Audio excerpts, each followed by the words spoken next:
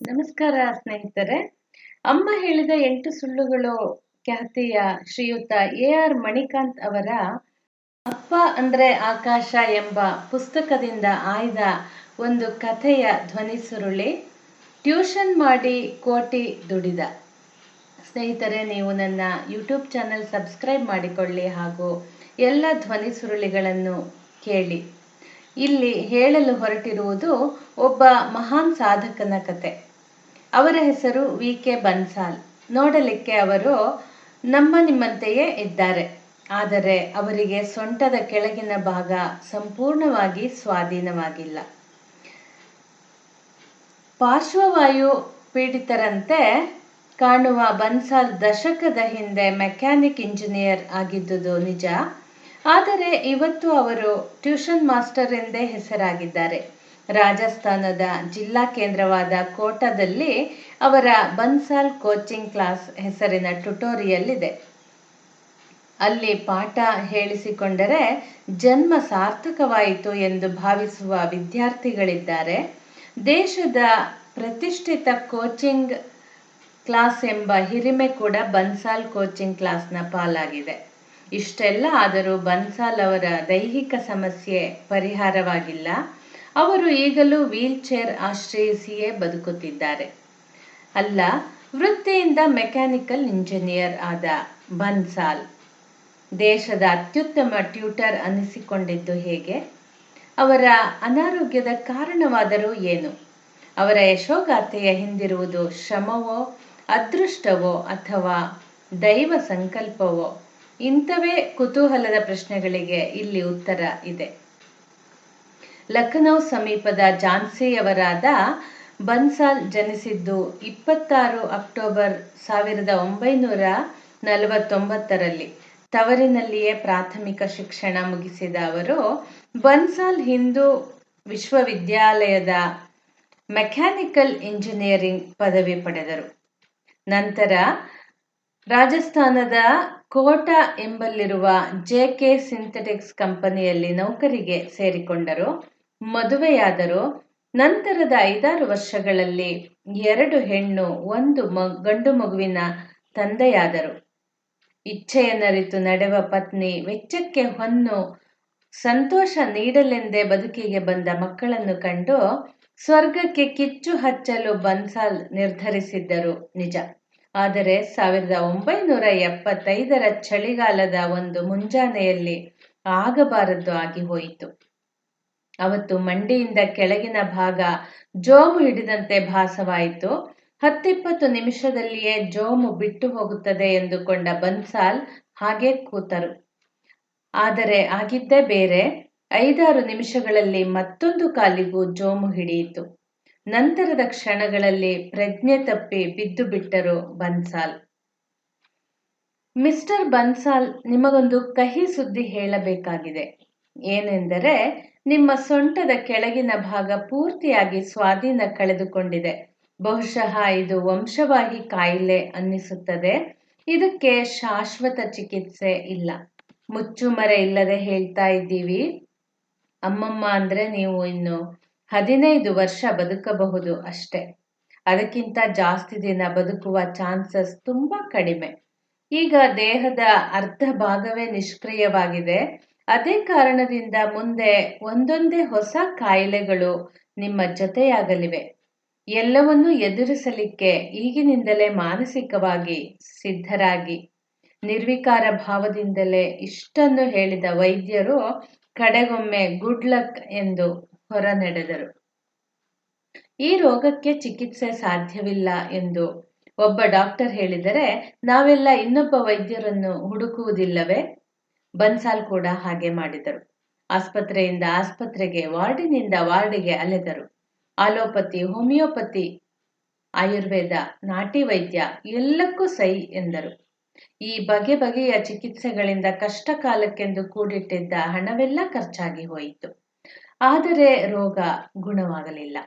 ಈ ಸಂದರ್ಭದಲ್ಲಿಯೇ ಪತ್ರ ಮಿತ್ರರಾಗಿದ್ದ ಅಮೆರಿಕದ ವೈದ್ಯರೊಬ್ಬರು ಹೀಗೆ ಸಲಹೆ ನೀಡಿದ್ದರು. ಈ ಕಾಯಿಲೆ ಬಗ್ಗೆ ಯೋಚಿಸಿ ಯೋಚಿಸಿ ನೀವು ಮಾನಸಿಕವಾಗಿ ಇಳಿದು ಹೋಗ್ತೀರಿ. ಒಂದು ಕೆಲಸ ಮಾಡಿ, ನೀವು ಟ್ಯೂಷನ್ ಹೇಳಿಕೊಂಡು ಯಾಕೆ ಹೊಸ ಬದುಕು ಶುರು ಮಾಡಬಾರದು? ಟ್ಯೂಷನ್ ಮಾಡ್ತೀರಿ ಅಂದ್ರೆ ನೀವು ಯಾವಾಗಲೂ ಓದಿಕೊಳ್ತಾ ಇರಬೇಕಾಗುತ್ತೆ. ಆ ಒತ್ತಡದಲ್ಲಿ ನಿಮಗೆ ಕಾಯಿಲೆಯ ನೆನಪೇ ಬರುವುದಿಲ್ಲ. ವೈದ್ಯರ ಸಲಹೆಯೇನೂ ಚೆನ್ನಾಗಿಯೇ ಇತ್ತು. ಆದರೆ ಎಂಜಿನಿಯರ್ ಆಗಿದ್ದ ಬನ್ಸಾಲ್ಗೆ ಪಾಠ ಮಾಡಿ ಅಭ್ಯಾಸವೇ ಇರಲಿಲ್ಲ. ಹೀಗಿರುವಾಗ ಟ್ಯೂಷನ್ ಶುರು ಮಾಡುವುದಾದರೂ ಹೇಗೆ?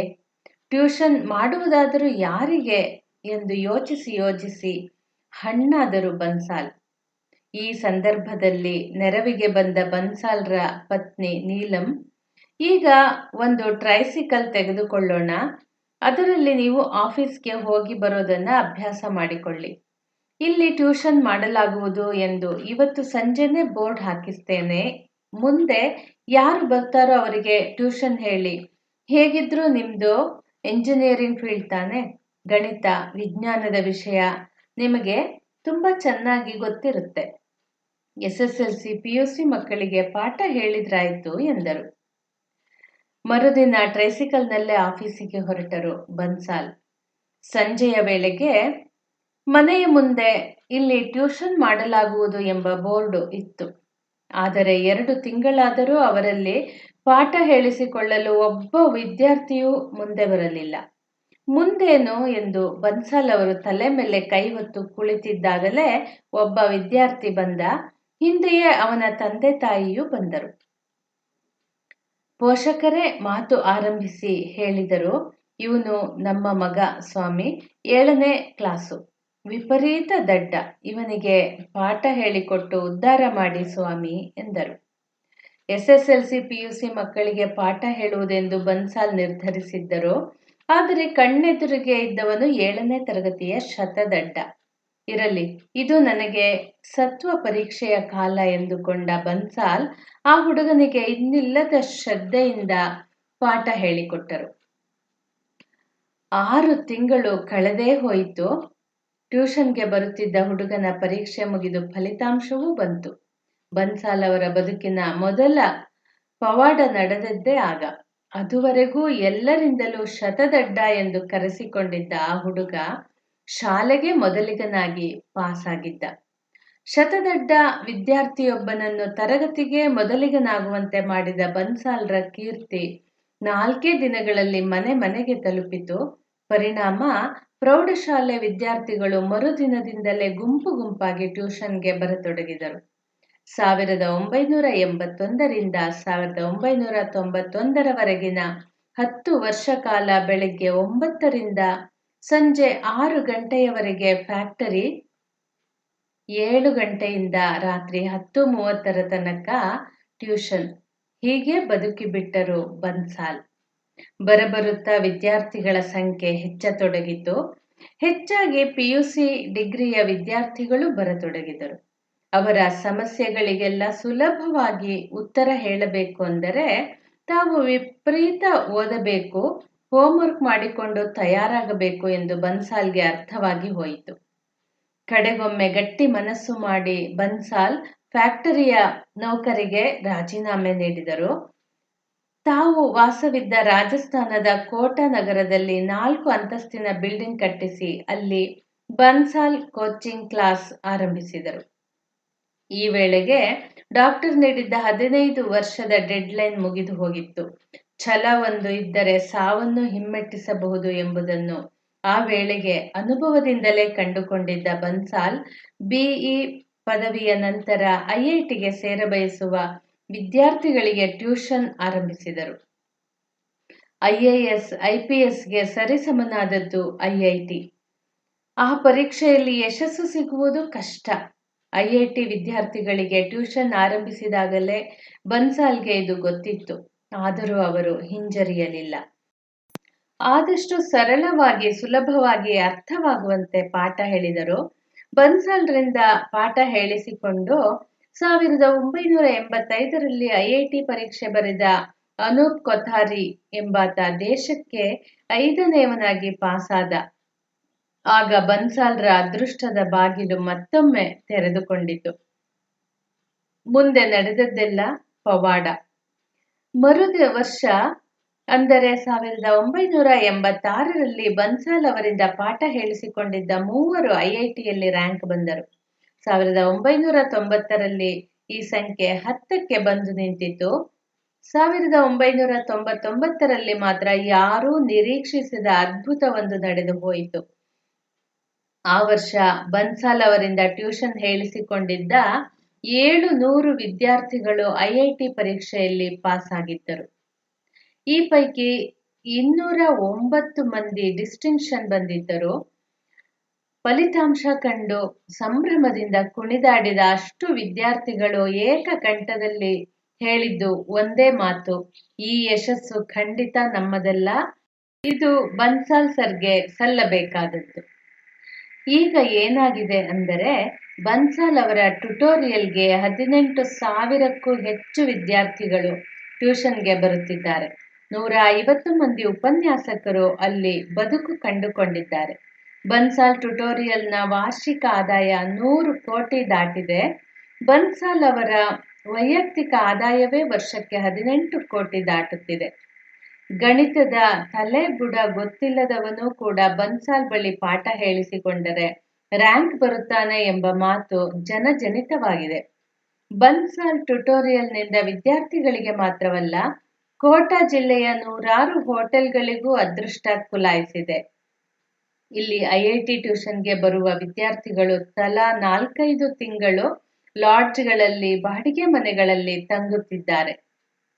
ಹೆಣ್ಣು ಮಕ್ಕಳಿಗೆಂದು ಪಿಜಿಗಳು ಆರಂಭವಾಗಿವೆ. ಟ್ಯೂಷನ್ಗೆ ಬರುವ ವಿದ್ಯಾರ್ಥಿಗಳ ಬಾಡಿಗೆ ಹಣದಿಂದಲೇ 100 ಕುಟುಂಬಗಳು ಬದುಕು ಕಂಡುಕೊಂಡಿವೆ. ಈ ಮಧ್ಯೆ ಬನ್ಸಾಲ್ ಅವರ ರೋಗ ಪೂರ್ತಿ ಗುಣವಾಗಿಲ್ಲ ನಿಜ, ಆದರೆ ಅವರ ಧೀಶಕ್ತಿಯ ಮುಂದೆ ಅದು ಸೋತು ಹೋಗಿದೆ. ಮೊನ್ನೆಯಷ್ಟೇ 63ನೇ ಹುಟ್ಟುಹಬ್ಬ ಆಚರಿಸಿಕೊಂಡ ಬನ್ಸಾಲ್, ನೋಡ್ತೀರಿ, ನಾನು ಇನ್ನೂ 20 ವರ್ಷ ಆರಾಮವಾಗಿ ಇರ್ತೀನಿ. ನನಗಾಗಿ ಅಲ್ಲದಿದ್ದರೂ ನನ್ನ ವಿದ್ಯಾರ್ಥಿಗಳಿಗಾಗಿಯಾದರೂ ನಾನು ಬದುಕಬೇಕು ಅಲ್ಲವೇ ಎಂದು ನಗುತ್ತಾರೆ. ದೇಹದ ಅರ್ಧ ಭಾಗವೇ ಸ್ವಾಧೀನದಲ್ಲಿಲ್ಲ ಎಂದು ಗೊತ್ತಾದ ನಂತರವೂ ಅಪಾರ ಜೀವನೋತ್ಸಾಹದಿಂದ ಬದುಕುತ್ತಿರುವ, ಸಾವು ಮಗ್ಗುಲಲ್ಲೇ ನಿಂತಿದೆ ಎಂದು ಗೊತ್ತಾದ ನಂತರವೂ ಇನ್ನೂ 20 ವರ್ಷ ಬದುಕ್ತೀನಿ, ನೋಡ್ತಾ ಇರಿ ಎಂದು ಆತ್ಮವಿಶ್ವಾಸದಿಂದ ಹೇಳುತ್ತಿರುವ ಬನ್ಸಾಲ್, ಚಿಕ್ಕ ಪುಟ್ಟ ಸೋಲಿಂದ ಹತಾಶರಾಗಿ ಗೋಳಾಡುವ ಎಲ್ಲರಿಗೂ ಮಾದರಿ. ಸ್ನೇಹಿತರೆ, ಮತ್ತಷ್ಟು ಸ್ಫೂರ್ತಿದಾಯಕ ಕಥೆಗಳೊಂದಿಗೆ ಮುಂದಿನ ಸಂಚಿಕೆಯಲ್ಲಿ ಭೇಟಿಯಾಗೋಣ. ಧನ್ಯವಾದಗಳು.